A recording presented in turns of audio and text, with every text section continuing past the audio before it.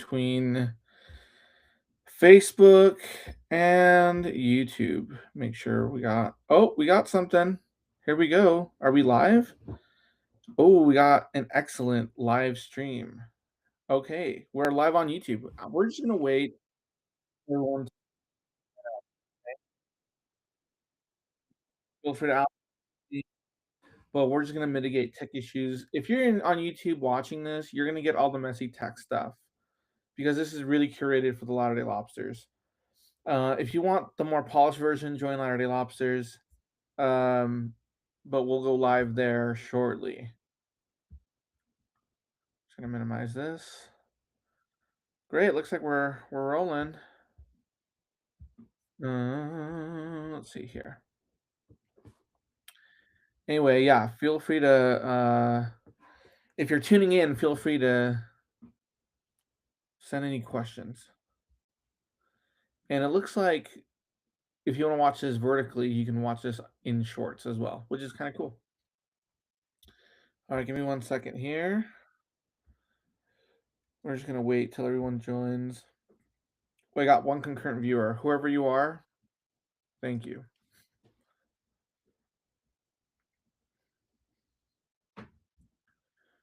Just give us a few more seconds here.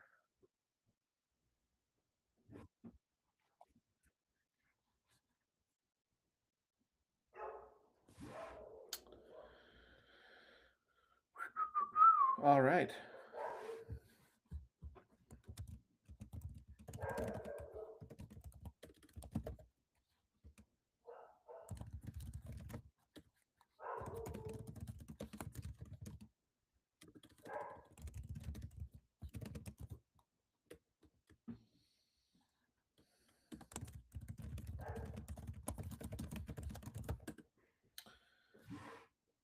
Hmm.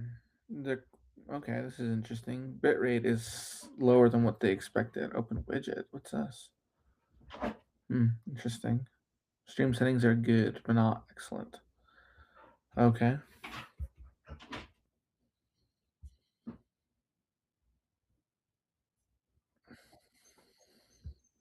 All right. Yeah. Feel free to ask any questions in the chat. We're just talking about Jonathan Pageau's episode with the Deacon Seraphim about universal history. And they've been like teasing us with talking about Mormonism, and they finally got around to it. I don't know if y'all saw the episode, but um, I don't know what the overall reaction was. I think some people probably found it enjoyable, and I think Latter Day Saints probably had a mixed reception. But we'll talk about once our guests arrive. In the meantime, I'm just gonna keep adjusting my lighting and all that jazz. Let's see here. Oh, this is interesting. Let's take off voice isolation. What about here? Let's look here. Yes, good. Interesting. Let's do some more studio lighting. There we go. Perfect. We'll do an edge light. Make this lighting look good. All right. Thanks for tuning in, guys. Today we are talking about not Elder Pageau, but he should be Elder Pageau. But Jonathan Pageau and Deacon Seraphim's video about Mormonism. I'll have two guests joining me. The live stream will really start in about, I don't know, 10 minutes or so. We're just addressing tech issues. So for those of you on YouTube who are watching, you get to come along for the ride as we mitigate all these pesky tech issues. But so far, so good. So if you're here, if you want to ask any questions, I don't care what it is, faith promoting, faith critical, I will answer any of your questions regarding Mormonism and regarding Latter-day Lobsters. So feel free to put your questions in the chat, and I'll get to them.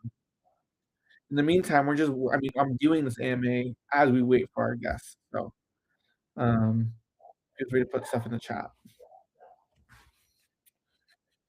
Let's see what else we got going on here. All right. Everything looks good on this end.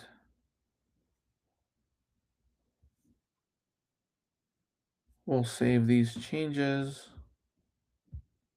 Yeah. Oh, shoot. Looks like I have tech issues in the... Uh-oh. What's going on here? Great. This is what I hate about YouTube. Or not YouTube, excuse me. Facebook, they make things more complicated than they should be.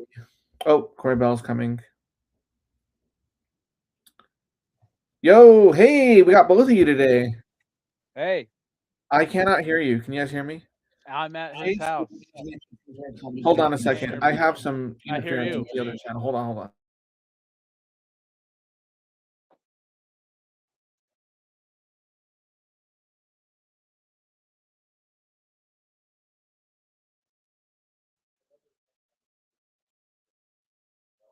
Okay, can you guys hear me? I don't hear you. You can't hear me. Yes. Okay. Can you Yes. hear me? Yes, you're very I faint though. can I'm hear actually you. I'm going to lower the volume on Oh, my I'm microphone and I faint. will raise your volume. I'm glad both of you are here. This is going to be a great discussion. By the way, we're live on YouTube right now, so I need you to consent to be live on YouTube. Got to consent to be live on YouTube. You just got to, bow your head and say yes.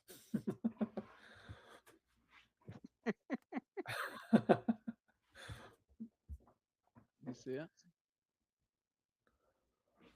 Here we go. Bob's coming.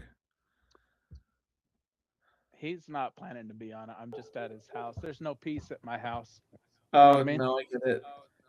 Hey, Bob, how you doing? How you guys? Good. Hey, we're Bob, live on YouTube. Not what's quite up? live on Lobsters yet, though. Can they hear you clearly? Great. What's that? Speak normal. But yeah, I'm just gonna... Everyone who's on YouTube, they're gonna get all the messy like tech stuff, and we're gonna give the Lobsters the more polished product, right? Great. But glad you could be So here. can you hear me? Am I still faint? I can hear you. You're still a bit faint. It might be, and Bob, I think you're also a little faint. I'm gonna lower my faint. microphone. If there's, we have one viewer on YouTube. Maybe I can ask them. The one viewer on YouTube, how are our sound levels? Does anyone need to be louder or softer? Please put it in the chat. But this time round, Okay, so I you're actually hearing got it. faint? That sounds better. Yeah. The only issue is, I think this is from your microphone, Corey. I do hear an echo. I'm gonna see if I can put like echo cancellation. Oh, I can't be changed while recording. I could stop recording. It would shut the live stream down, but we can just start it up again. Oh, because we don't have echo cancellation enabled on our side either. Bummer. Let me see if I can. I think I might just end the live stream, and then I'll just end it and then turn it on. Give me 1 sec. If it's not, I'm gonna be pretty bummed. It says no data. Come on, guys. Not you guys, but oh, we're live. We're live on YouTube. Fantastic. Okay, great. I think we could. Okay. How clear do you hear us? I hear you pretty good. Can you hear me okay? Yeah, you sound great. I hear you, Bob. Oh, Okay. good. I'm gonna lower your microphone actually, Bob, just to compensate for Corey's. I don't know why his is so soft, but Okay. that's okay. Still hear me? All right. Give me just a few. I'm just gonna adjust a few things here. Move this over this way. Put on a coat so I look more official, you know. Okay, 1 second, guys. All right. Okay, we're gonna go live in like 5, just like 4 or 5 minutes. I'm just gonna put all the links online so everyone can find us. Great. Give me 1 second here. I think so. I hear him.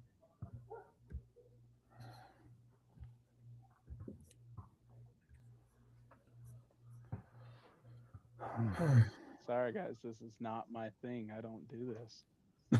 I have to have someone help me. My line of work doesn't require ever going on any sort of meeting online, which is nice. That is nice. That's like That is all nice, I do. Oh yeah, Yeah. that's why I'll never go back to college because I'll have to do that sort of thing. Yeah. I'm not in classes, You hear me but good? I like lead a lot of research meetings, but they're usually flexible. It's not high pressure. I hate though, like I used to work in industry and we'd have like planned meetings and like with like 200 people at a time and it's like 80% of the people are sleeping and nothing happened. This could have been an email kind of a thing. That's the worst. But with Right. research, it's a bit more creative, so it's like everyone's engaged. Okay, I think we're just gonna go live since we're 2 minutes out. We're gonna go live on lobsters. Give me one sec You here. see if it works. Oh god, dang it, I forgot about that. Set up live video, create an event. I thought we had an event going on. Hold on. I like pushed the button and it like kind How of you messed up. feeling, Bob? I'm feeling a lot better. Thank you, Corey. What did you have? I think it was just the flu, whatever this year's flu is. It started as just like sneezy, runny nose. And then I got like very queasy. And I wanted to stay home Monday, but we had an interview for a potential project. So I had to Oh, like go in for that and pretend I was okay. And then Right. on the way home, I was like, "Ugh," and then I fell asleep in the driveway when I got home. It Yeah, was pretty rough. one of my sons has been sick. Well, sad when they're sick. Yeah, I hate that. Glad you're feeling a little better. Thank you. okay. Got some comments. YouTube is live. What a handsome panel. This is from Christian Bell. Oh, Christian, you're so nice. Thanks for setting it up, Christian. If you're live on YouTube, if there's any issues with the audio, please let me know in the chat because I can fix them live. At WWRK25, thank you for being here. I don't know who you are, but don't feel free. Don't reveal your identity, please. We want the mystique behind the username. Okay, according to Facebook, like it's going to automatically go live in about 30 seconds. So we're just gonna chill for a few more seconds. Great. Oh, by the way, Corey, I guess I'll just tell you in the stream, but thank you for sending that audio. That actually really helped. It was like a 9-minute Oh audio. yeah. I think it's the best Facebook audio I've ever received. The what? Okay, we're live on Lobsters, guys. I'm gonna just quickly share the link because we are officially live. Give me 1 second here. I'm gonna mute myself while I do this.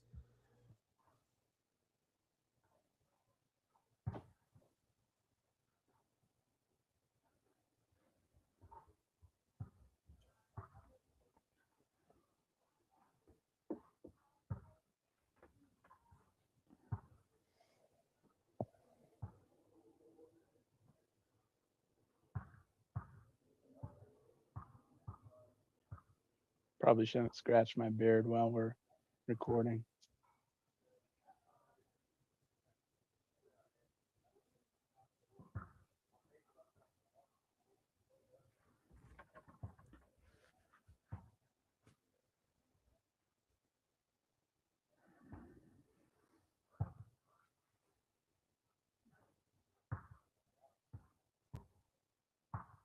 I don't hear you. He said he was muting himself while he was Okay. doing whatever.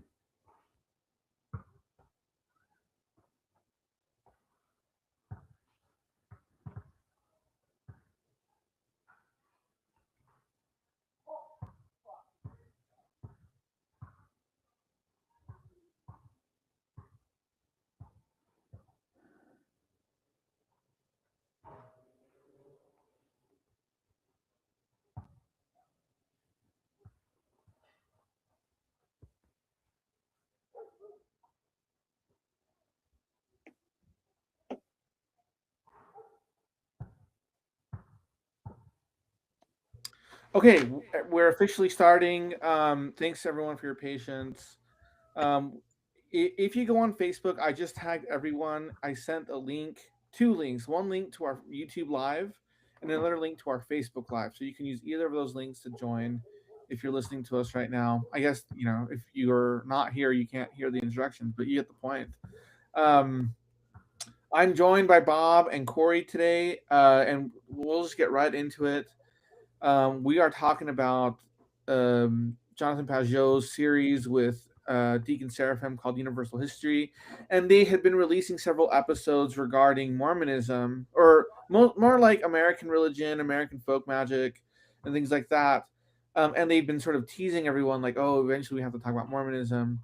Um, and it's usually not the case that like other faiths will do like a whole 1 hour video about us that's like not like blatantly negative. Um, so this was kind of like a fresh of breath air. But because this is the Jordan Peterson LDS group and we love Pageau, we felt that we kind of had to like kind of give a response to the video. And Corey and Bob, you guys like were some of the people that are even like OG lobsters for a long time. You guys have incredible knowledge, with your backgrounds in art and religion. Corey, you're kind of like a dry Catholic anyway.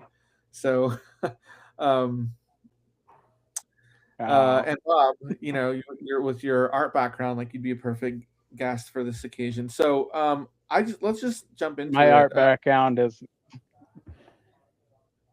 Not as extensive as Bob's, is how we'll put it. Um, yeah. but I was just telling Corey, I had watched a few videos of Deacon Seraphim, and I wasn't sure what his angle was with universal history. So I think we should start with you, Corey, and kind of like maybe help our audience understand like why you felt this video was important, and kind of like what was salient, or like why was it meaningful to you, and why are we here talking about it today? Yeah, well, thanks. Like you said, um, I think probably most people in the group know Jonathan Pageau because he's a friend of Jordan Peterson. He's kind of in that space, although him particularly, he's an Eastern Orthodox Christian, very blatant and open about that. That's his worldview. And same with his partner in that podcast series, Richard Rowland, Deacon Seraphim. That's the same person. I think he's a deacon, so clergy in the Orthodox Church. So they have a particular view of the world and history. Um, and I've been following that series since they started it. I like Jonathan Pageau a lot. I've been in this group. I've been a lobster for however long, since like 19 or 20 something, around one of those years. But I'm not a huge Jordan Peterson fan, but I like you guys and I like the stuff that is talked about. So that's why I've always loved the group. It's my favorite group and has been for years. I've been on the Mormon internet for like, I don't know, like 15 years. So this really is one of the best places. But anyways, going on, uh the series is to introduce what it is.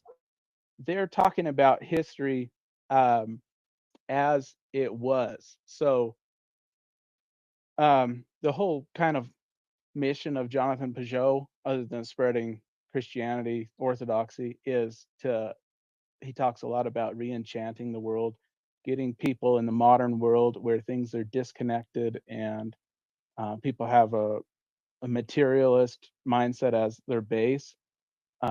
Their sort of base assumption is to kind of put that away and re-embrace the an older mindset where the world is enchanted and things are spiritual.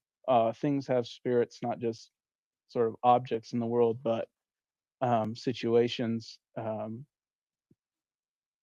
cities, especially. It talks a lot about the spirits of a place, of a people.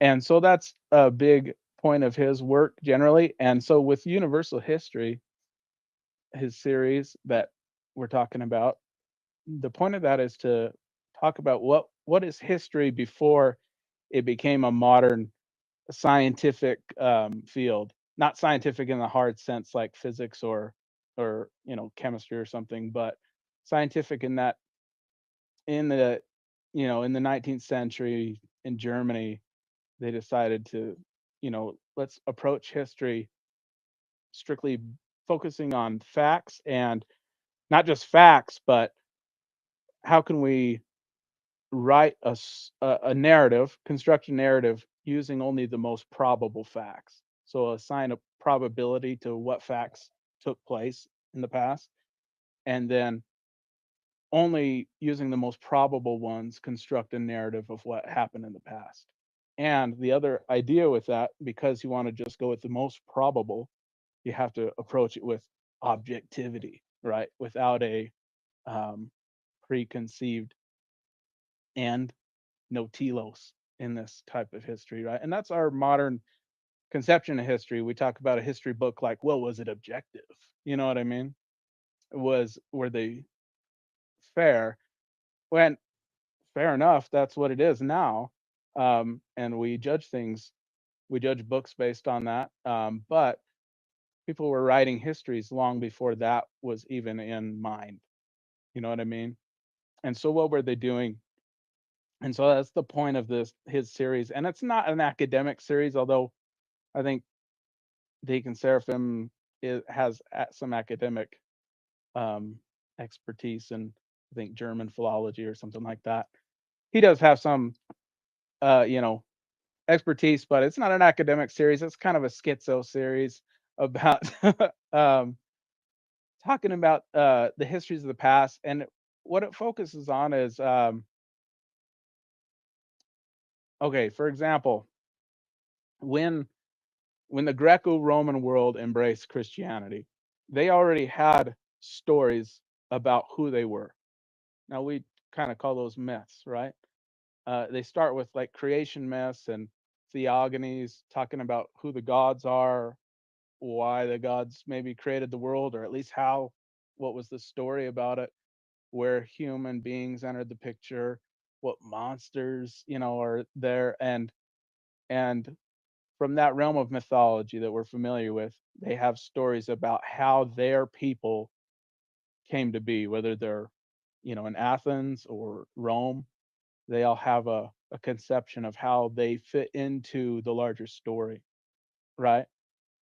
And well, in the first couple centuries of the Christian era, so many of those people became Christians. And so they embraced this other story that the Jews had, which is essentially the same thing. It's a story about God or the gods, and the creation. And then that's what Genesis is if you've been doing your Sunday school reading, is taking you from this time of creation and then everybody, all of man and woman, and then taking you up to really up to the return of the exile. That's what the Old Testament is, when the exiles return from Babylon, and how that people relates to the other people in the world, but also what's God's doing with them. And so if you're a Gentile, if you're not a Jew, you need to now embrace this Jewish history, or the Israelite history, Hebrew history, and your own. So you they didn't discard them.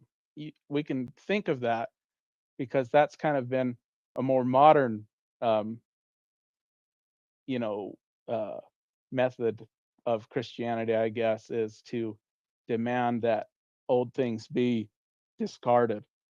But they didn't discard everything. They left off and rejected the worship of their old gods, but they didn't, for one, think that those gods were all just a fantasy or something, that they were never real. They integrated what they believed about their people and their old gods into the Christian story, and um, that's the basis of Christian history.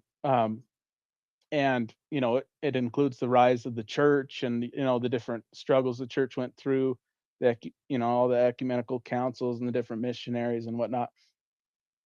And so their thesis in that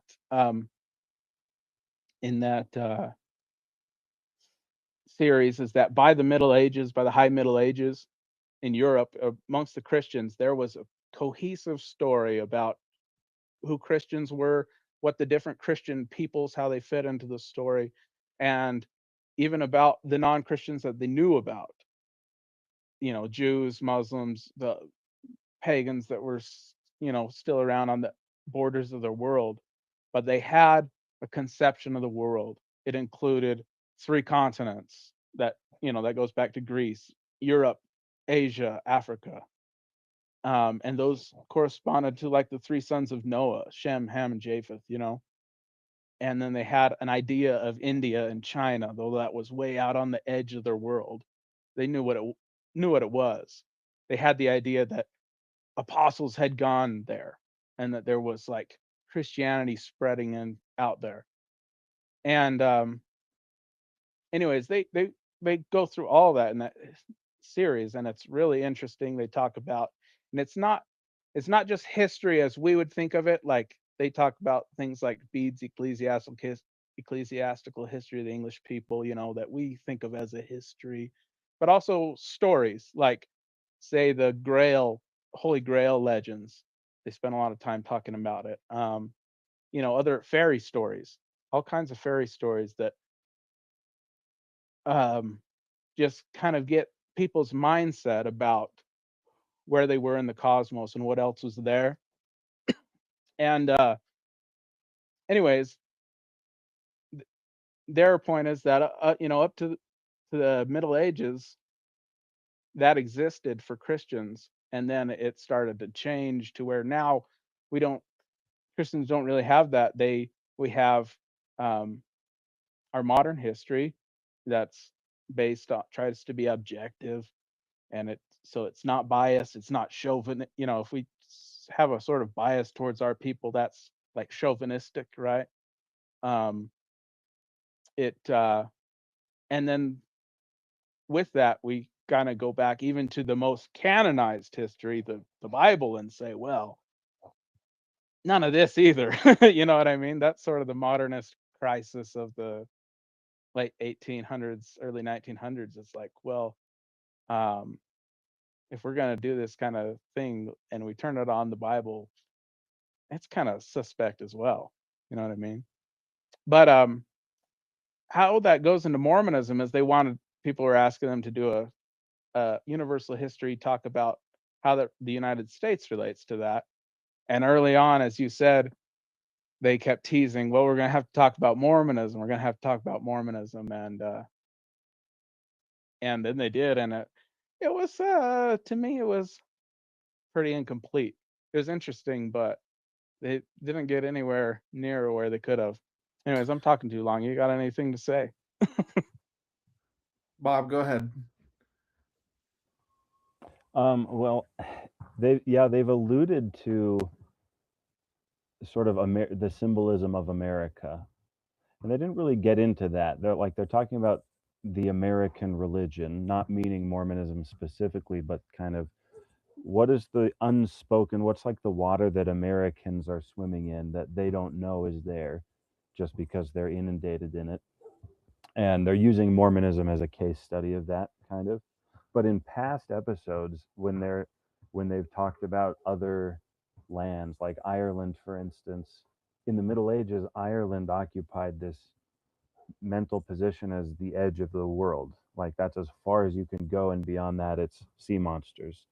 And from 1492 onward, that suddenly wasn't true. That was no longer the psychological reality. And so a lot of the stuff that used to be true about Ireland and Ireland's place in universal history, it would seem kind of logical that the border shifts and now America can occupy that psychological position. So, like, some of what Ireland did was it was a refuge and a collector for some detritus, some ideas that had been dropped in the middle of Europe, but which were preserved there in Ireland, or some understandings or some ways of knowing were preserved among monks in Ireland through hundreds of years of where it would have been difficult to preserve those things in the middle, they could kind of be preserved at the margin. And then things from the edge came back in and were able to refresh from the edge, old stories, old texts, things like that.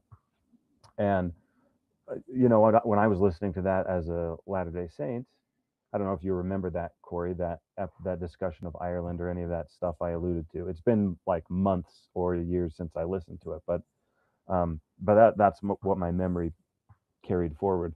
When I was listening to that, I thought, well, that's what Mormonism can be. Like that's what we're suggesting Mormonism is, and America is existing out here on an island of the sea, beyond the margins of the known world. It's this collector for old ideas and old ways of knowing that things over in Europe are like too encrusted to preserve them. And Pageau and Deacon Seraphim Rowland discussed that a little bit in this episode, where they were talking about like some of the ideas that were coming up, bubbling up in America because it was so fragmented. Some of the ideas that bubbled up were actually things that had been talked about and had bubbled up over in Europe, but they couldn't gain a foothold over in Europe because there was the institution was too strong. There was too much identity over there, and so they fizzled out. They couldn't be integrated and couldn't take root. They see that maybe as a good thing, that some of those things couldn't, and certainly, stability has its benefits.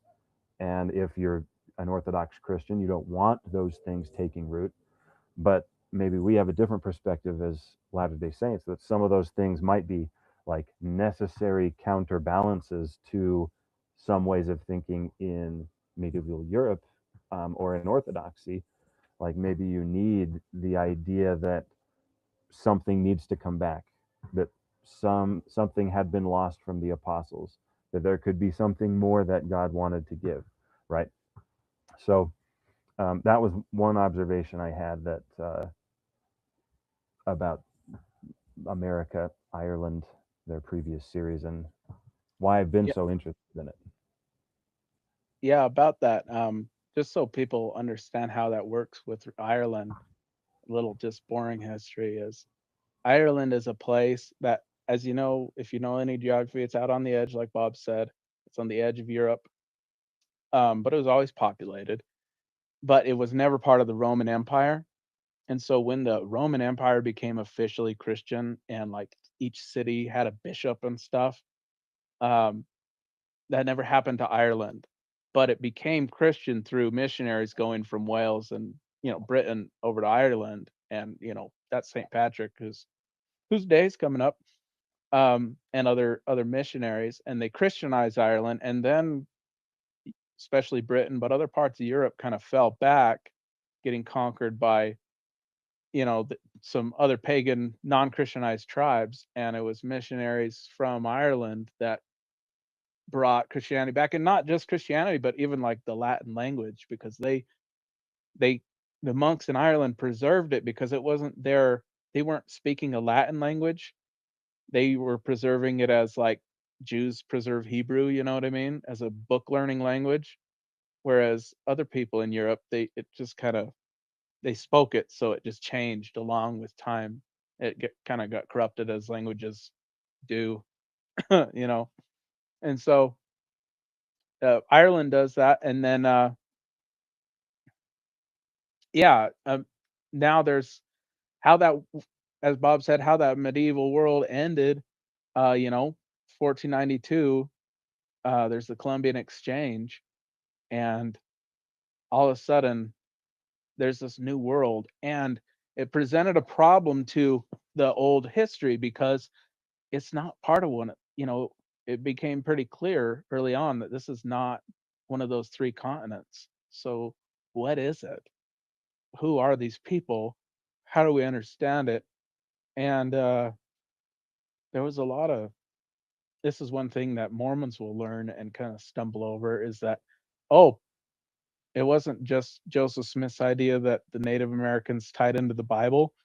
It's like, no, that was like the very first idea. As soon as they realized these aren't Indians, because they had India in their mind already. They knew that there was an India. As soon as they knew this isn't India, so St. Thomas never got to these people. It's like, okay, what are they? Well, they've got to fit in somewhere into the universal story, because the universal story is about the family of the world receiving Christ. Um, and, you know, how do they fit in? And the Book of Mormon is an answer to that, pretty direct answer to that. Whether you believe in it or not, it was a direct answer to that. So a little bit about that. Oh, you had something to say? Well, I was gonna say it was rather disappointing for them to not touch the Book of Mormon at all in their discussion of Yeah, Mormonism, because the Book of Mormon is sort of like the central piece and the most controversial piece within this like history. It's really like the thorn in your side. Like you can't talk about this universal history without talking about how, like as you were saying, the Book of Mormon extends that universal history, and that again was kind of disappointing. But I also Deacon Seraphim seemed really scared to talk about it. I'm sure he got like a bunch of hate mail prior to the podcast, and Well, he said but everybody had been nice, which was good. yeah, that's what I heard. But a oh bunch yeah, of mail. yeah. Good point. Good point. But One even thing, then, he still seemed nervous. yeah, I mean, they really didn't dive deeply into Mormonism, and that was one. I mean, they used up their time, and they don't want to keep talking about Mormonism because that's not the point of their podcast. But a person could have listened to what they did say on Mormonism in the past couple of episodes and come away with the idea that Mormonism equals just an outgrowth of these several ingredients of the American religion. And then you're done. But Yep. like you say, Alejandro, it's really not that. There's so much more, like even that Mormonism could offer in extension of the idea of universal history. Hmm. Yeah. Well, so I thank you, Corey and Bob, for sharing all of that, because that is sort of like the underlying thesis that underlies the whole series. But their explicit thesis in the video was something like they argued that Mormonism was sort of like like the exemplar for this historical shift where, as you say, a religion takes kind of fringe ideas from Europe, brings them over to America, and then secularizes them. And Deacon Seraphim sort of frames this as an American problem, and I thought that was interesting because in my mind that's a Protestant problem. It's not just an American problem. It's an issue with Protestantism at large. Um, but then, even though they read Michael Quinn's Mormonism and the Magic Worldview, they didn't really dive into just how much magic Mormonism retains. And so I think I think it actually goes against their thesis. It's more like an exemplar of how the enchantment remains, because, as you were saying, Corey, LES in the church education system and how we talk about scripture in church, we sort of like ignored the critical textual histories and stuff that were burgeoning in the late 1800s and into the 20th century, and we said we're just gonna ignore this because it's kind of like not faith promoting. And then it wasn't until like the 70s that we all like eventually circled back to the critical text approach to scripture, and then we all started having faith crises, right? um and so we delayed this issue like for 100 years, and I think that's a huge like blaring counterexample for their narrative that like Mormonism is like secularization par excellence or whatever. It's like not that. Maybe I mean, yes, we feel the effects of secularism, but Mormonism in a lot of ways has escaped um, some of the pitfalls of secularization that other faiths have experienced. Well, some, but there's a big tension, right? Because, like, I learned about Joseph Smith's Rock in a Hat by reading Doctrines of Salvation. And the way it was framed there was, this couldn't be true. Joseph Fielding Smith was saying, this is wrong what David Whitmer said. But the arguments he was using were so weak that I came away from it thinking, well, David Whitmer's probably right and Joseph Fielding Smith's probably wrong. That's probably how it worked, was the Rock in the Hat. But there hadn't been like big efforts to popularize an understanding of the magic worldview. I mean, things like the Urim and Thummim, things like the Liahona, like we've retained those in our stories, but there has been some manifest hesitancy about some aspects of early Mormonism in the 20th century. Well, I would say even as Joseph Smith and Oliver Cowdery are revising the Doctrine and Covenants, they sort of whitewash some of the magical elements, like the staff of Aaron and things like that, to make it more palatable for, like, secular Christians in late 19th century America. Yeah, that's one of the critique about that. I gotta say, I do agree a lot with it. Yes, Mormons have sometimes a surprising enchanted worldview still, which makes people uncomfortable. But I can't say that, like, officially, especially with what gets promoted in official productions, I do feel like that's an apt criticism of the sort of downplaying secularization sort of. But like you said, it's not. I think whether they're right that it's more of an American problem, I don't know. I've never lived anywhere but America, but it's Well, certainly like the. and that's a good point you bring up, because I mean, there's always tension. I think Christopher Blythe, like, his book Terrible Revolution, really makes the case where through official channels there's this version of Mormonism, but then through the folk and the practice of Mormonism through lay members, it's not the same as what the officials are promoting, and those are at tensions more or less so during different parts of American history. But I think about, I mean, I'm Hispanic, or you're Hispanic too, right? You're like part Hispanic. Part. But I think about a little bit. Never mind, I won't make that joke. Anyway, I know what joke you're gonna make. But well, I think I talk about, like, for example, if you go to California, you live in Los Angeles, and you talk to the members in the Spanish wards there, and you talk about their experiences in temple worship. You talk to the abuelita who serves there every week, right? She'll tell you, like, oh yeah, I felt the ancestors, the spirits of those who were passed in the temple. I dream about them. I experience them. And then there's this very, very rich mysticism that's experienced among those members, but they come from a very different culture that's, like, that's indigenous to Central South America. Whereas I come here in Utah and everyone's, like, university educated and trying to get to Harvard, and there's, like, they're trying to Mormon apologetics, at least here in Utah, is, like, very much trying to be taken seriously within scholarship, and I think those two, like, versions of faith are in tension, where people who are experiencing Mormonism, who are not from the U.S. necessarily, are having, like, this more of an enchanted Mormonism, whereas maybe here in Utah at BYU we're having a more kind of, like, secularized, polished, so to speak. I don't like that word, but you know what I mean, like scrubbed version of Mormonism.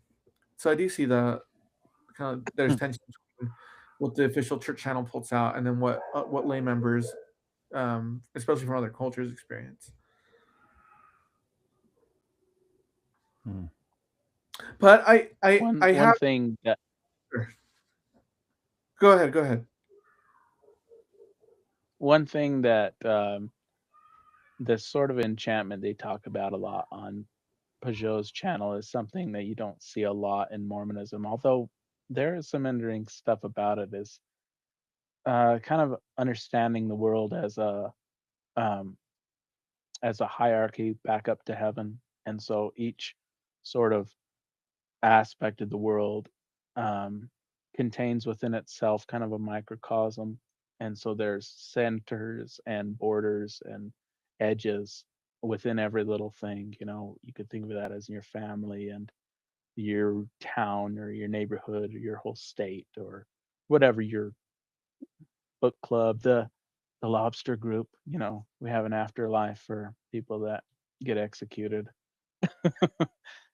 uh, you know, but everything has a center and an edge, and everything's a microcosm, and they build up, and that's kind of an older aspect of enchantment, and to see those as real, to see there be not and personal.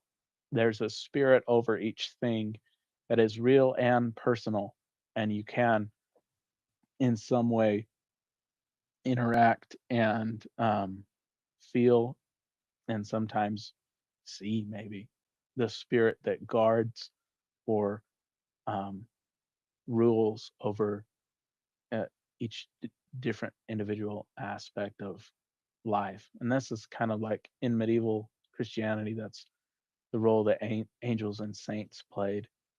But before that, it was a realm of the different gods.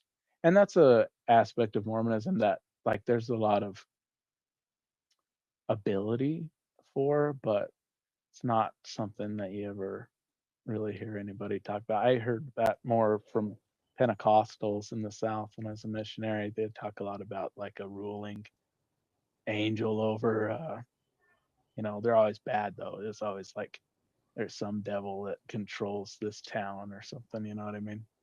I don't know if you ever met any people that think in that way, but that's something that's, I guess, Mormons that tend to be open to miracles, but they also are still in like this kind of 17th century Enlightenment kind of mode where, in the like post Enlightenment when everybody's like, okay, here's how, we've got Newton and like, so every miracle can be explained kind of like a clock or something, kind of like cogs and like mechanics, and then they think, okay, let's look through the Bible and explain away miracles by just natural processes. And you do get a lot of that sort of talk in Mormons talking about miracles. It's like, oh yeah, that's a miracle, but also let's make sure to maybe it was a great wind and whatnot with the splitting of the Red Sea, and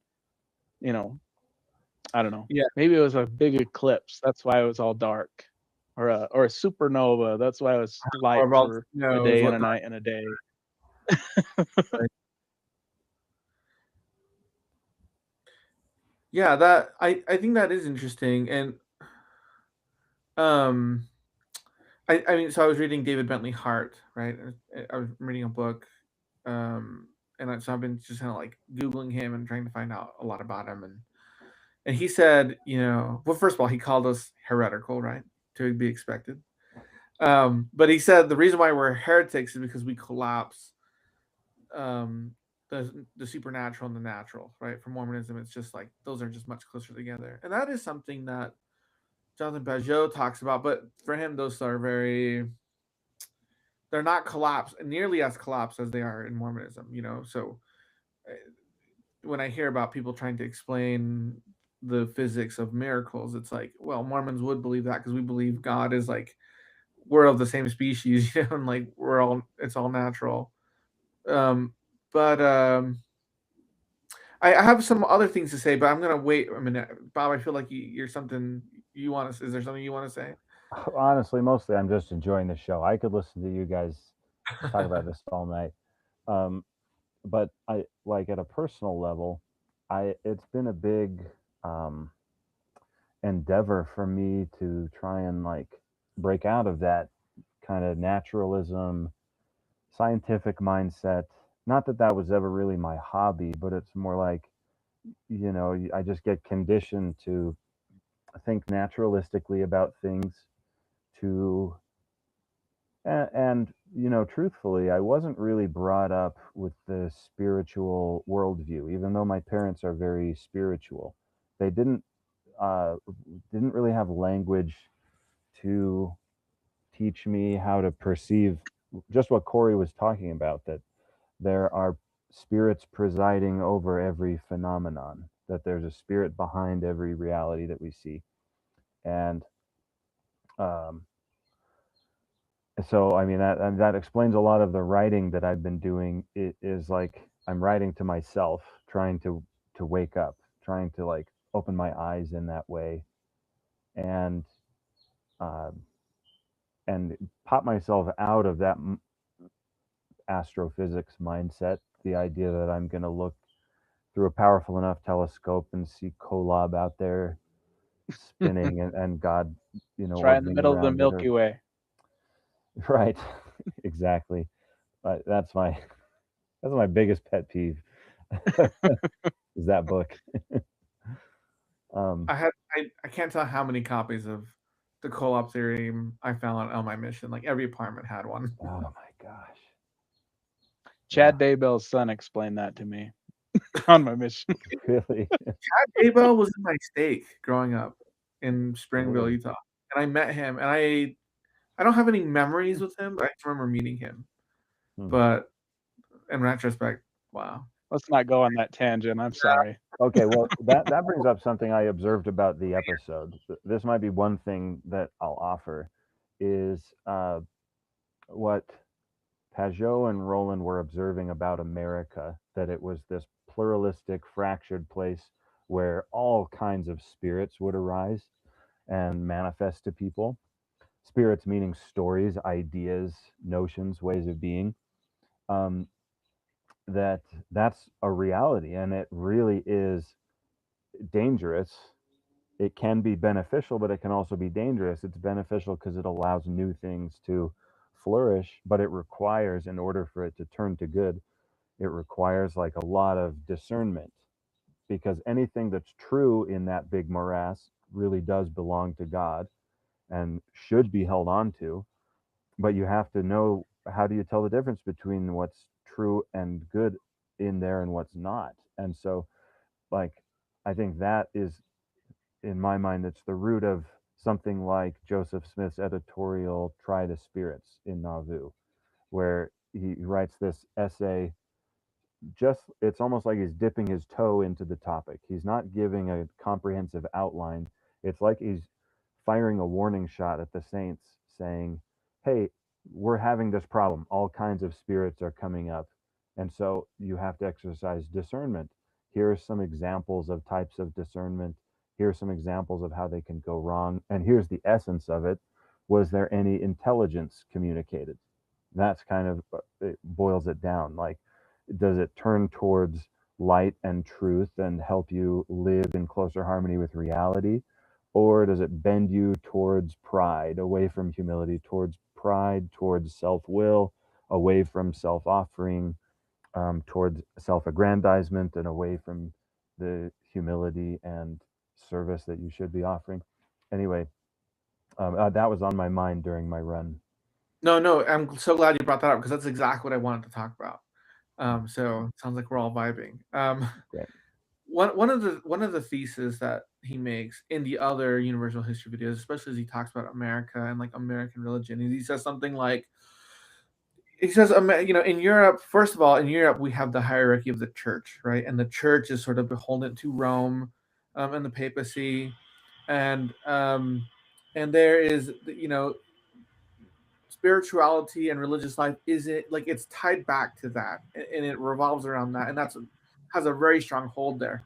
But in America, and I would say in Protestantism, they're severed from Rome and from the hierarchy of the church, and the result of that is, and this is what they talk about here. They say American religion sort of demands a very private devotion, almost to the extreme that everyone must undergo or be subjected to a Paul on the road to Damascus type of experience, where you're a sinner and you're racked. You're not, maybe you're not even aware that you're being sinful, but then you have this encounter with Jesus, and then you're transformed and you have this transformational experience, and now you're a Christian and you're seeking that. And for Americans and within American religion, like the most genuine and authentic form of faith is for you to have that experience. And I do see that in the way we talk about our experiences. Everyone wants to have like a Son of Alma experience, a Paul experience, and like people talk a lot about conversion as a very personal and private thing where you have a very personalized relationship with Jesus. I think that's good, but I see that a lot as well within Protestantism and a lot among the denominations, because you can't defer your authority to your local Protestant church. Their authority sort of like hits an end because they've severed themselves from Rome. Um, and again, they're arguing that this is the case, that Mormonism is sort of like the par excellence of this idea. But I see a huge counterexample where Mormonism tries to reintroduce that hierarchy, and now everything is tied back to Salt Lake City and the Quorum of the 12, and your stake and your ward, and there's this hierarchy, and it's sort of like corporatized and kind of secular, but our church function, like our church and our spirituality, for sure, like is tied to that hierarchy. And so and then the second point is, um our salvation isn't merely individual, it's communal, where it's not sufficient enough for me to be saved. I need to be saved, and my wife needs to be saved, and our children need to be saved, and our ancestors need to be saved, and you need to be saved all along with me. And so I see Mormonism, if there's anyone sort of like leading the opposite charge of this automatized faith, it's Mormonism. Um, and so I thought that was interesting. I don't think they addressed that. Bob, go ahead. I know you're itching to say Okay. something. I was very polite. I used the hand raise. So anyway, I wanted to point out something that was kind of cool from their Tower of Babel episodes of this series. It came to mind as you were describing this, like from Western Christianity to Mormonism. So in the Tower of Babel story, as it's told in Jubilees, the Tower of Babel is built on Pentecost, and because it's built towards the wrong end, and they're attempting to like seize their own identity, their own self will is too strong. The divine wind comes and it scatters them, but in a bad way, mostly in a bad way. Everybody gets scattered through the world, and what everybody does is build their own Tower of Babel, their localized towers of Babel. So it's a more dispersed problem, but less concentrated and potentially problematic. And it made me think that Western Christianity, the way you were describing it, like Roman Catholicism in the Middle Ages, was becoming too strong, too centralized, too totalizing in its hold, and had the Babel problem, which was unavoidably it broke up and people were scattered, and it atomized the Babel problem. So now, like every person became their own pope. Every person is now left to build their own. Now, somewhere in that scattering, there was a brother of Jared, let's say a Joseph Smith, who actually had a connection with God, right? But were the same cosmic principles always apply. And I think that what Mormonism has done in the Utah branch, to me, is somewhat similar to Roman Catholicism in its centralizing tendency, its totalizing tendency, like the strength of the identity that they're trying to impose. Anyway, I just wanted to observe that parallel. No, excellent. That was wonderful. Go ahead, Corey. Yeah. So their critique of American religion centered on the writing of Harold Bloom. And I don't know if you ever read that Harold Bloom article I did years ago that talks about the Where he American says, religion, and where he says what? Harold Bloom says that Joseph Smith is a religious genius, like with a incredible imagination. Yeah. He also said, well, he said And a lot of he's good. really taken with. Harold Bloom. He's really taken with Joseph Smith's like insistence on people like seeing God, right? And like having that personal thing, and that's like I think he even calls it like a harken back to like early Hebrew religion. Like I don't know if you've ever read. There's a really one of my favorite books I read years ago was by um, James Kugel, a Jewish scholar, called The God of Old, and talks about like early Bible where people just see God, like Abraham or like the people in Judges, like just God shows up to them and like maybe wrestles with them. Or maybe it's like a person they're not sure if it's God or an angel or just some dude, but then it is God. You know what I mean? And anyways, kind of a tangent, but Harold Bloom says, yeah, Joseph Smith, um,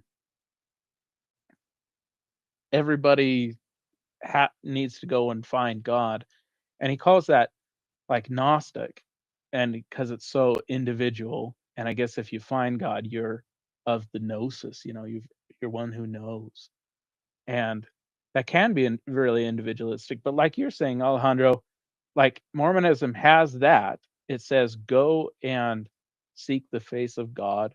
Or at least now, go and get your own testimony. Everyone says go and get your own testimony. Don't rely on your parents.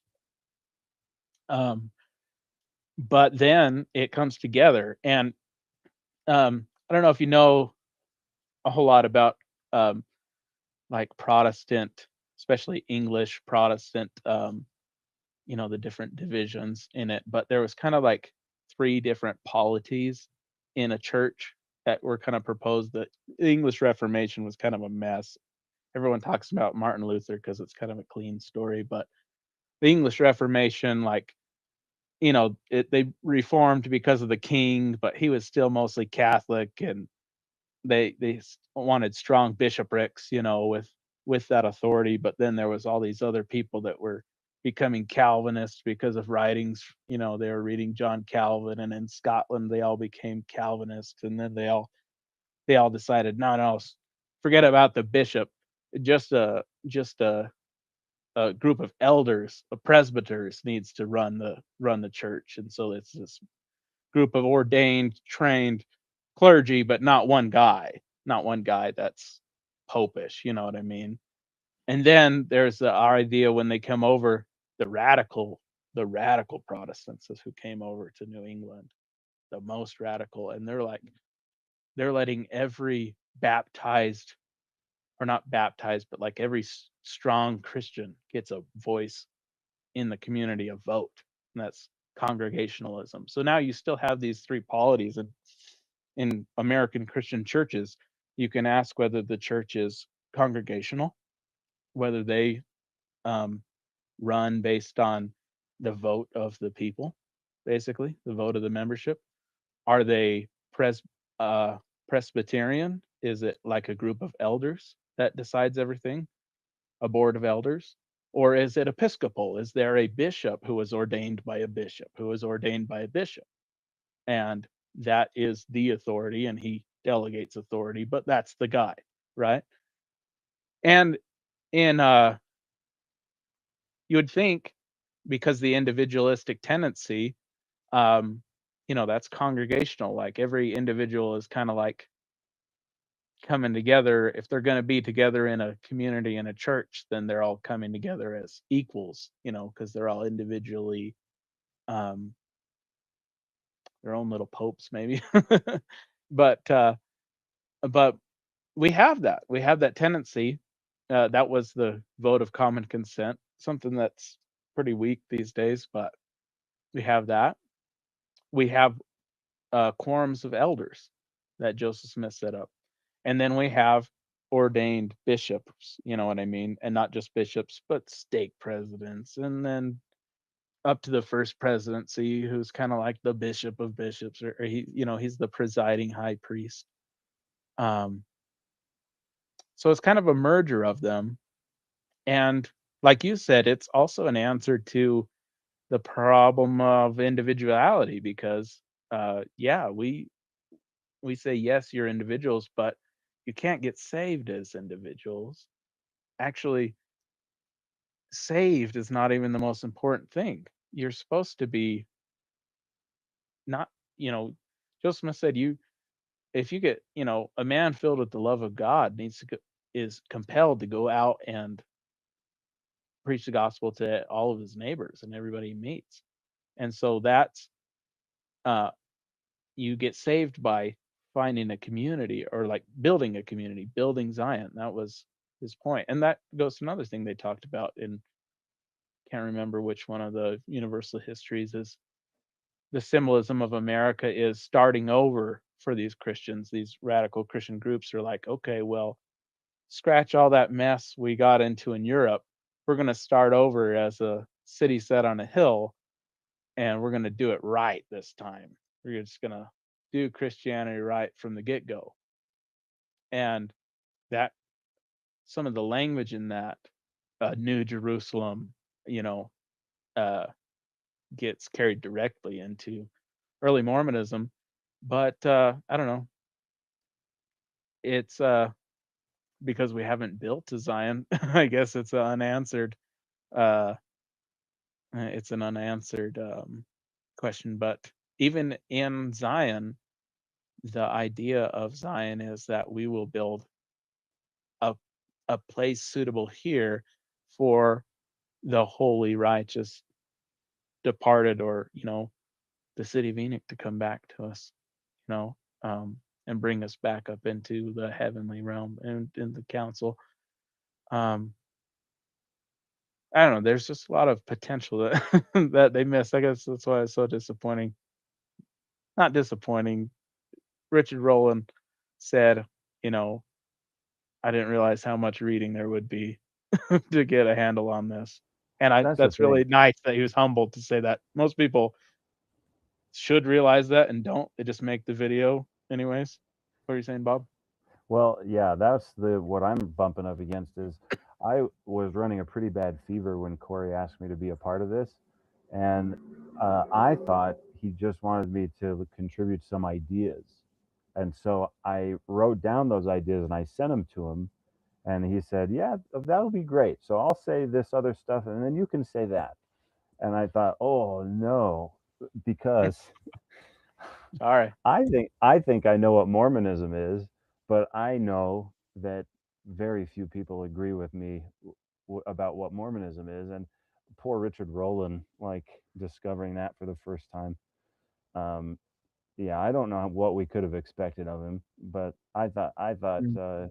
they at least were trying to be respectful while making it clear, they are Orthodox, so they're talking about something that they aren't buying into, but because it is important and interesting. So anyway, while I didn't feel fully seen by them, I at least felt cared about.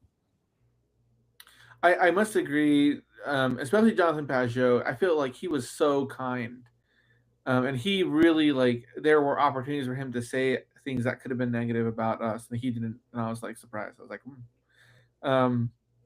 The Deacon. I feel like there's this ortho bro energy that I didn't understand until I've only seen like two or three like Orthodox people who aren't Jonathan Pageau, and there is this ortho bro energy that they exude, and it kind of rubs me the wrong way. But but yeah, one of the things that really bugs me about everyone who talks about, even members who talk about Mormonism, is there's so much literature out there. Um, people talk about their shelf, and it's like, this isn't a shelf, man. This is like an island in the ocean, and the ocean is everything you don't know, man. Like, forget the shelf; it's too small. um, and and so I think people need to be humble when they talk about Mormonism because there's so much to cover, and it's not very systematic either. We don't have a theology that's systematic. Um, but yeah, I thought they were. I again, I was expecting something more like Matt Fradd, right, and Daily Wire, like crapping on us that were atheists, but at least they were a little more charitable. Can I we can go wherever you want, but if I were going to say something I'd want to get out of tonight, I'm interested in hearing from both of you about, like, what do you think Mormonism could offer back to universal history?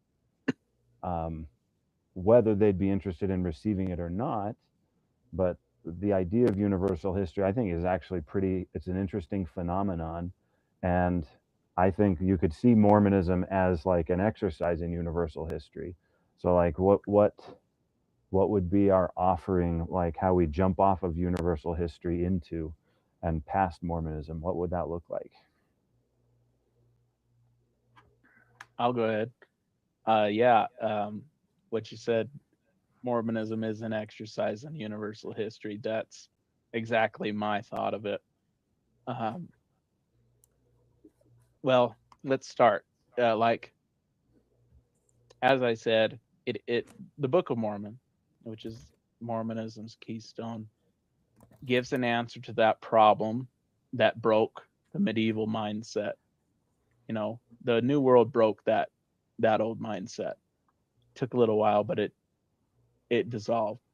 But the Book of Mormon forcefully says, no, God actually did do something here.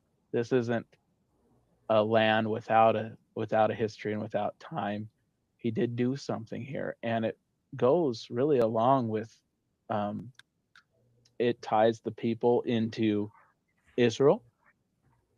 It ties the people back into the Tower of Babel, as you talked about, which I don't know, it's not something we talk a whole lot about in the church, but like that's where the Bible story breaks up, and that's where all the different nations come from. And that's one of the problems that needs to be solved by Christ, is to bring back all the nations back into the story, the nations that were rejected at Babel. They need to be brought back in somehow, and Mormonism ties the people of this land into there. Um, and then it ties them into Christ directly, very forcefully, saying Jesus came here. It's not like you get a lot in these other universal histories, an idea that Christ was foreshadowed to these people in some way. You know, there was poets or kings or some prophets in the past that did have, I don't know, kind of like Balaam in the Old Testament, a Gentile prophet, kind of a wicked guy, but did have a prophecy that is fulfilled in Christ, right? And so these other nations have that too. And they have different stories about how that works out. One of my favorites was the stories, the Kabra Nagast, the story of Ethiopia, and how they tied back into the seed of David and stuff. But anyways, the Book of Mormon is very forceful in saying that no, Jesus came to some of these people, and the gospel was preached, and there was like apostles, and so God knows about them. But then it goes even further back. One of the funny thing that I see a lot is like online you'll see Mormons and ex-Mormons talking against each other, and they'll share some like story about like from archaeology and say like, look at this thing discovered, you know, 12,000 BC of humans in America. I guess that's bad for the Mormons because they say everybody showed up in 600 BC or like 3000 BC. Is like, but also Joseph Smith kind of started humanity in the Americas, right? Like, nobody likes to talk about that because it's weird, but like, what will prove Mormonism is if humans came from like Missouri, right? Kind of. Actually, there won't But be any evidence because the whatever gold you believe about that, is the city v. Nick. whatever you believe about that, Joseph Smith is bringing this the Americas into the center of the universal history, salvation history, and he's saying, in effect, this is a promised land, a land hidden. It is kind of a promised land that the Puritans were hoping to restart. There is, a future New Jerusalem that'll be here, and there was a past um, a past Zion that was here, and there was saints here. There was the people here do have a important storied history. They are descendants of saints and kings and heroes and prophets. You know what I mean? And the Book of Mormon offers that. It's kind of it's a problem for modern sensibilities because not just the angel part, but let's say for postmodern sensibilities, because like, well, this white guy, this English descent white guy is telling Native Americans who they are. Well, if you believe that Joseph Smith wrote it, yeah, that is a problem. But it's the one thing that it does, Book of Mormon does, is center the remnants of the people and says that actually this is their land that they're promised and it's going to stay that. And it says, yeah, they were scourged by the Lord, but it's still, it's the people that are here, whoever they are, it's their land and it'll stay that. And they'll build New Jerusalem, and it gives a purpose for the Gentiles. The Gentiles are here to bring a book, you know what I mean? Basically, to bring a story, to remind people who they are. And so it's up for descendants of the indigenous people of the Americas to decide what they'll do with that. I'm a little bit Universal descendant. history. What's that? Universal history offers maybe a potential response they could have to it, maybe a model for integrating that story into their own story, right? Because like all these other cultures did that with Christianity, which was a bunch of people bringing a book, bringing a new story. And universal history is kind of the exploration of, well, now what does this population do with that? They don't sublimate everything in their own tradition. They integrate their identity, which means integrating their stories. Anyway, that's one potential response. Right. And that's kind of, that's been tried. I think it's Dr. Blythe is smashing one of those efforts right now, just Oh with yeah, yeah, Chief that's Mitiga. right. Yeah, see, But that's an effort. That's an huh, effort at that. There, I don't, there's going to be different efforts at that sort of enculturating. There has been from the beginning trying to enculturate the Bible, the Christianity into the culture, and there's ones that we as Mormons, I think, should take seriously that maybe aren't ours. For example, somebody in the comments will shoot me, but why, as Mormons, we can accept, we can be open that Mary uh, mm-hmm. revealed herself to natives in Mexico. Yep. Because why wouldn't she? You know what I mean? Was Aztec the state religion of the Aztecs, was that better than medieval Catholicism? I mean, medieval Catholicism was rough, at least the stuff that the Spaniards were bringing to them. But like, it did have Christ. It did have the gospel that it had. Can we accept that? Maybe some stories like that. Can we accept those in our universal history? Can we accept a whole number of things? There was pan Native American prophets in the United States, like Handsome Lake and stuff. I don't know if you ever read any of those histories. There's all kinds of stories. In, interestingly, the Our Lady of Guadalupe account from those children, they refer to as her as our mother in heaven. Yeah. Cool. So awesome. Anyways, you're the Mexican. What do you think? Well, I agree with all that, but when you ask the question, Bob, it at first the question itself sort of rubbed me the wrong way because my sense, my gut reaction was that it kind of the question sort of implies or presupposes that we're in competition with other faiths, and I am so beyond that now. Like I hate the state of the religious discourse right now because we're all trying, like the apologetics discourse is like, well, we have to sway converts and we have to prove that they're wrong and we're right, vice versa. And it's really, um, I think there are diminishing returns basically on that whole project. And so, what do we have to offer in terms of universal history and to the other people? Is I feel like there's a chance for us to be united, and I think Corey, you're definitely approaching that with everything you said. Um, Mormonism can be open, and it can include everyone, and all the Christians have a chance to really kind of like become one unified family again.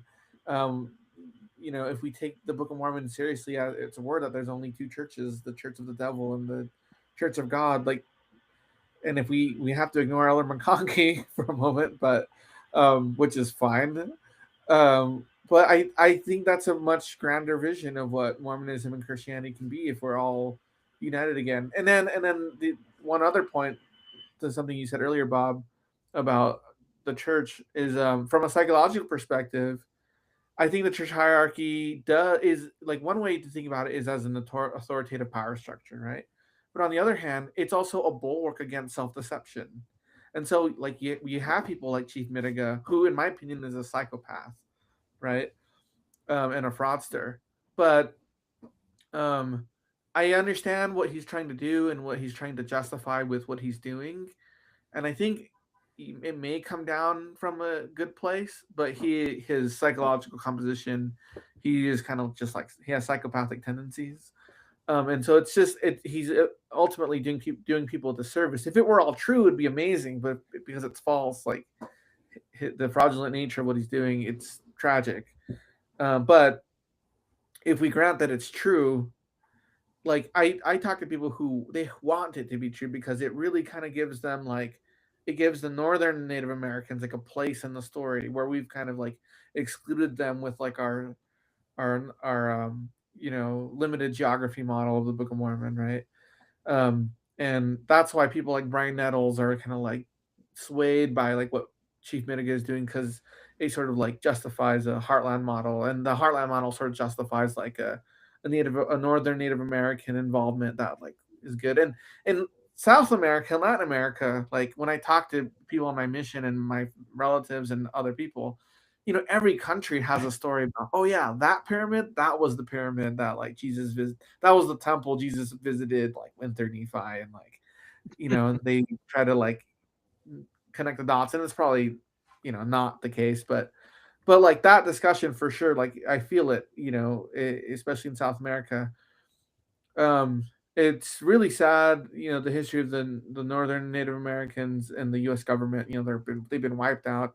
We don't get this kind of discussion as frequently as we do in South America, but it's there, and we do have an opportunity to like to include these people and to include everyone. Uh, so yeah, so I would say, look, man, like I don't think apologetics um, will cash out forever. There's diminishing returns. The Book of Mormon and Mormonism has a chance for everyone to be really unified if they're willing to set aside that we're in competition. So if you're willing to make peace, hey, this is it. Like this is your chance. This is what we offer is true like peace. But if you're gonna you know for clicks and for views crap on other religions, then sorry, like we're not on this boat. Yeah, I love that answer, Alejandro, because I am so disconnected from apologetics and from that kind of debate to seek truth like hobby horse that I didn't even hear that potential in the question I was asking. like I was purely like, really, what can we offer that will actually be useful and enhancing to other people? Not like what are we bringing to this fight, but between religions. And so I love both of your answers. And one thing I was thinking about today during their when I was listening to Pageau and Roland, like they were bringing up all these pin like um, pieces of the argument about the great apostasy, loss of priesthood, corruption of church, all of that stuff. And I've been thinking a lot about how, yeah, a lot of that was in the air in America and then came into Mormon discourse, but not all of it is enshrined in our scriptures. And not all of it was part of the message of Joseph Smith, right? Like there's these weird anomalies. Like you pointed out, there's two churches. There's the Church of the Lamb of God and the Church of the Devil. And that kind of destroys our ability to have like, no, our institution is the Church of the Lamb of God. Because how could we really claim that an earthly institution fully encapsulates that? And but there's other things like when early converts were objecting to needing to be baptized when they'd been baptized in their previous tradition, the answer wasn't those baptisms meant nothing. This is the only baptism. The answer was actually, I have caused all old covenants to be done away in this thing, this new covenant that's being offered. So, has there been any discussion in Mormonism of the fact, apparently established by the Doctrine and Covenants, that there were covenants available and in force that needed to be done away with by the establishment of a new covenant? That's not, at least in my experience, the answer is no. That was never taught to me in Sunday school. That was not part of our missionary discussions. We taught that had there been any valid covenants in the past, they died thousands of years ago, not in 1829, 1830. So um, the I think maybe and this is happening, I think, our narrative about the great apostasy and what it means needs to shift. And Alejandro, a lot of what we could do is like integrate this sacred history of, well, what is being discussed, this universal history, the stories of the saints who lived through the Middle Ages, who communed with angels, who experienced miracles, the story of children in Mexico seeing Mary, the story even of Eucharistic miracles in the Catholic Church.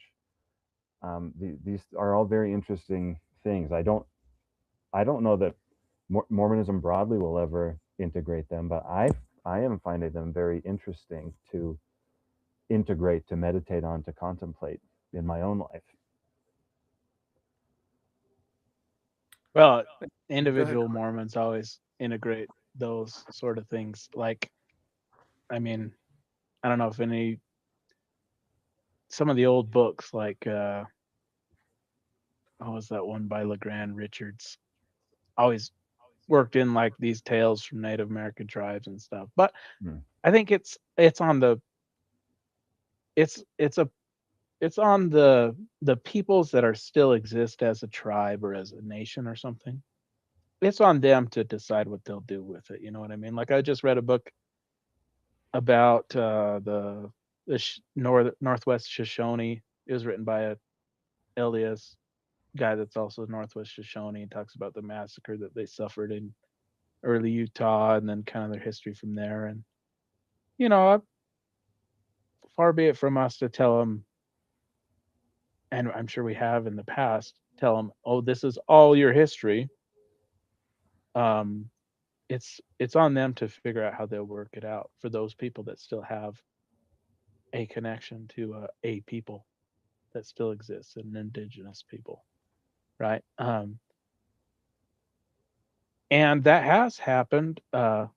Like you were saying, Alejandro, there are groups of people that do that, that have ways of understanding it, and that's great to see cultivated. Mormonism keeps doing universal history though, like, uh, and it's controversial. It's because it's maybe racist or um, I don't know, Christocentric, Western centric, Eurocentric.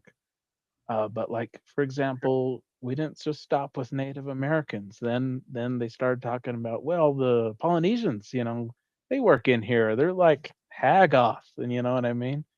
They're tied in. So they're going to tie them into the Book of Mormon, and then the Book of Mormon ties into the Bible and Israel. So you can tie them all in. But it's on people to do that. For me, I don't know how you feel about this, Alejandro. Being that you're Mexican, do you know what tribe or nation or kind of your ancestry is, or you just a I mean, mestizo? I did my DNA. I would joke. So Huh? I did my DNA. I mean, my family's from Chihuahua, right? So like the indigenous people there, like 60% of my DNA is like directly from there. It stays there. Um and so that is like that's more northern Mexico, less Mayan. And then like the other 40% is like Spain, Portugal, 3% Jewish, you know. So Uh, on my Mexican side, it's also northern Mexico. Um, but I have a name from my grandma. She said we're Tarahumara Indians, and then she said about them, they're the this her words, they're the short, ugly brown ones. And she was short, and she was not ugly. She was beautiful, my grandma, but she was very dark skinned. But that's how she described her people. They're short, ugly, and brown. You know how Mexicans are, yeah, pretty yeah, yeah. colorist. Yeah, yeah, there's a But lot of that's all I know. That's all I know about my like indigenous heritage. So I'm That not. tribe's become famous, by the way. Yeah, yeah, I know about them.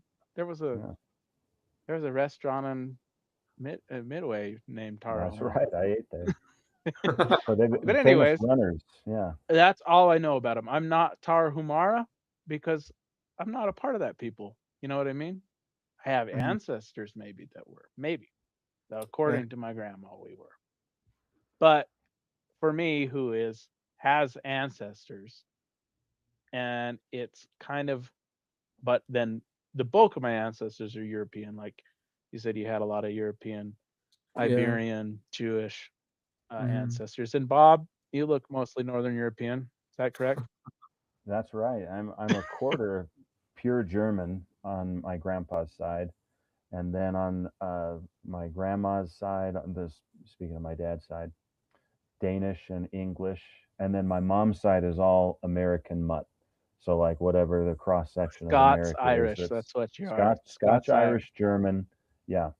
Yeah, probably. So Yeah. So, you know, you have a European identity, and I have that, but then I have a sliver of um, Native American that's like you kind of wonder about because I'm not connected to it.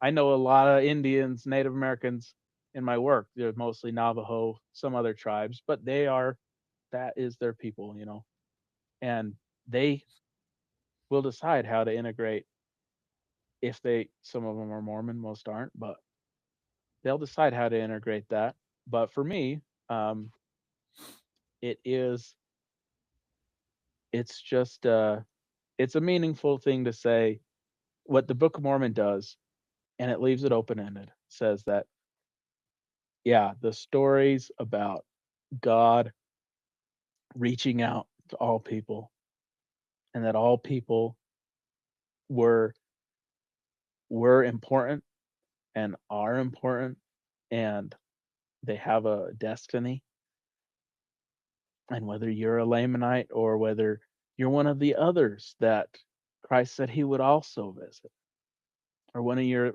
descendant of one of these other tribes, or other nations that of the table of nations in Genesis, that God had a destiny and has a destiny for your people, and because he cares about people, you know what I mean? That's the sort of the Mormon God is an answer to Calvinism. You know what I mean? It's the universal versus limited atonement, to say God desires all to be saved. Um, God is seeking after even the ghosts of the dead, the long dead villains of the past. You know what I mean? And you know that there's a chance for all to be brought back in and integrated again into the universal story, the universal history of salvation, sort of thing. Anyways, that's what I think it offers, Bob. Well, I think this might be a great place to end. We have a few questions in the chat, although I think we might have answered some of them already. We'll just read some of them. We got one from Jay Dine. I don't know him, but he's a lobster. He says, curious, do you guys view Christ restoring his church, present day, the Church of Jesus Christ of Latter-day Saints, as an ism, Mormonism, getting a little funny, a little fuzzy, excuse me. Um, I don't know what he means by an ism. Uh, what comes to mind is like an ideology, and I mean, it sort of, but like Mormonism is so unsystematic. I don't see it as being an ism. It's just like it lacks the cohesion. But we are a cultural force. Like there's something identifiable that is Mormon. It's just not clear. It is fuzzy. That's why. So I think he's but trying to yeah. ask a question. Oh, sorry. Go ahead. I think he's trying to ask the question of like, are you like sustaining the brethren? Oh yeah. Alejandro. Oh well, yes. That sounds Yes. like what it was to me. I would just Where say is that question? I didn't understand it, so I want to read it with my eyes, and maybe I'll get it. Okay, Where go do I ahead. find that? It's in the if you go on your phone. I don't know if you're using your Okay. phone for your camera, but if you go to the live stream in Facebook in the Lobster group, you'll see like comments there. It's not on YouTube. This question is on Facebook. Oh, okay. my answer, if I understand it, is I think that Christ restored a visible church. But there's also one of the only contributions I really like from Protestantism is the idea of an invisible church. That there is a true invisible church of those who are saved. But I do think that, and I think Mormonism is forceful about there being a visible church with a priesthood, and I believe in that. If that's the question. Mm. Sorry, I Oh, still you can can't also see put it in it. the chat here. Oh, Let's there we see. go. This is my virgin maiden voyage on YouTube, by the way. Welcome. I'm gonna put it in the chat, so Bob, you can read it in Okay. case you're having a tough time finding it. Here it is. If you can see that. Oh. All right, let me open up our chat here. You guys view Christ restoring his church. Getting a little fuzzy. I'm not following the chat because I don't know what I'm doing. I still don't understand the question, but I'm going to take a stab at it. I think I Corey's see in. they're getting a little fuzzy about how we're viewing it, and I think it's different for all three of us, probably. Mm. I I might talk about Mormonism, and I'm not talking about the Church of Jesus Christ of Latter-day Saints. I'm talking about the whole Mormon movement and like all of its different branches and everybody who's a person of the book being the Book of Mormon.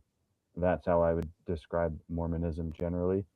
And um, I don't believe a fundamental purpose of God's work through Joseph Smith was to, I'm only speaking for me, was to establish what is now the present day Church of Jesus Christ of Latter-day Saints, the Utah branch of Mormonism, necessarily. I do agree with Corey. Part of the restoration was the establishment of a visible church, but um, anyway, I think the restoration was much bigger than establishing a church. I agree. I mean, especially in terms of universal history, like the restoration is huge. Like it's going to. I think the promise of the restoration really is to undo the harm of Protestantism. I sound so combative, but like I'm not trying to diss on our Protestant friends. What I'm saying is like if you look at history, the Protestant Reformation really like it introduces secularism into the discussion. So maybe it's better said it undoes the harms of secularism. But that, in my opinion, secularism is a Protestant invention.